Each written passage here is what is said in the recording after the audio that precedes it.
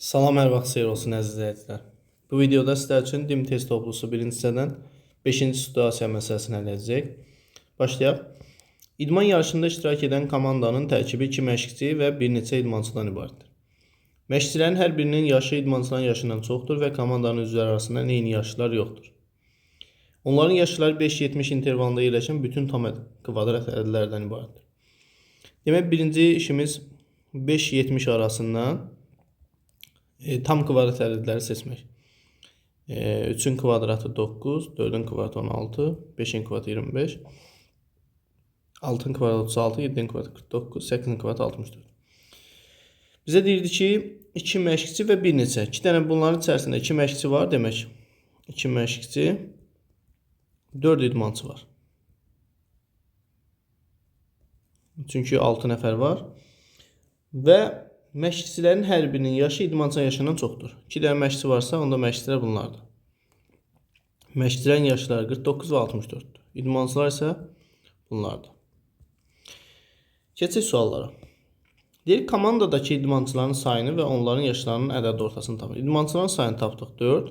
Onların yaşlarının ədəd ortası, demək, 13-cü sual. Ədəd ortanı tapmaq üçün ədədləri toplayıb sayına bölməliyik. Yəni, burada idmançıların yaşlarının ədəd ortasını tapırıqsa, onların yaşlarını toplayaq və sayına bölək.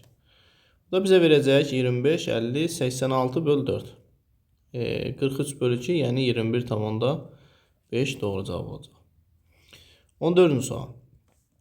14-cü sualda deyir, idmançılardan ən böyüyünün qızıl, demək, ən böyük qızıl, sonra ən kiçiyinin gümüş və qalan ikisinin isə bürünc medal. Demək ki, idmançıların 4-ü də medal gətirəcək. Bu ardıcılıqla olması ehtimalını istəyir bizdən. Demək, 4 nəfər 4-ü də medal alıbsa, ən böyüyünün qızıl medal alması ehtimal 4-də 1-ə bərabərdir. Çünki 4 medaldan qızıl böyüyə düşüb. Ən kiçiyinin gümüş medal alması 3-də 1-ə bərabərdir. Yəni 3 dənə medal qalıb, onun biri gümüşdür. Digərlərinin bürünc medal alması bu 2-də 2-yə bərabərdir. Çünki 2 dənə medal qalıb, İkisi də bürüncdür. Digəri də bir medal qalacaq, yəqin adısı olacaq. O da ən ortancılın olacaq. Bərabərdir. Bunu hesablasaq, bu da bizə 12-də 1 verəcək. Sonra 15-ci sual. Deyir, yarışda əldə olunan 4300 manat pul mükafatı yalnız idmançılar arasında onların yaşlarına mütənasib olaraq bölünərsə. İdmançıların yaşları 9, 16, 25, 36 oldu. Demək, 9K, 16K, 25K və 36K. Mütənasib bölünərsə, ən yaşlı idmançıya nə qədər pul mükafatı düşər? Bizdən 36K istəyir. Bunların cəmi bərabər edəcək 4300-ə. Bu bizə verəcək ümumi 86 elədi. 86K bərabər 4300.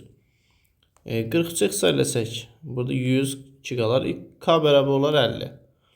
Bizdən soruşur ki, ən yaşlı idmançıya 36 vurulsun 50-ni tapacaq.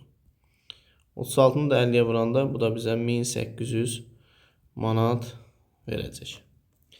Belə dəyərli izləyicilər, bununla da 5-ci situasiya məsələmizin izahı sona yetdi. Sağ olun, növbəti videolarda görüşənədək.